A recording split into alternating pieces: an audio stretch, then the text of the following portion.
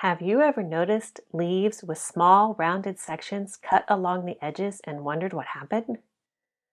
These are the leaves of western redbud, and if you see scoops along the edges, that means native leafcutter bees live close by. The bees use the foliage to line their nest cavities and create walls between each egg chamber. Western redbud, also known by its scientific name Cercis occidentalis, is a small deciduous tree or shrub.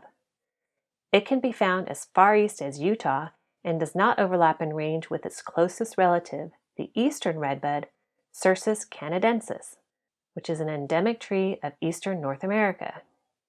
In California, western redbud occurs primarily in foothills and mountains below 4,500 feet, on dry, shrubby slopes in canyons and along stream banks, mostly in the northern half of the state, with populations extending south in the Sierra Nevada and in scattered locations elsewhere in central, western, and southwestern California. In spring, masses of brilliant pink-purple blossoms emerge before the leaves. The showy clusters of brightly colored flowers make western redbud stand out on the landscape. Pollinators definitely notice them. The flowers are an important nectar and pollen source for native bees like this bumblebee and carpenter bee. They also attract hummingbirds and butterflies. Taking a closer look at the flowers, we notice they are bilaterally symmetrical.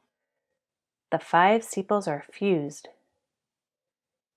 There are 5 petals, the banner, 2 wings, and 2 keel petals that are free, not fused. If we remove the petals, we can see there are 10 stamens that are also free.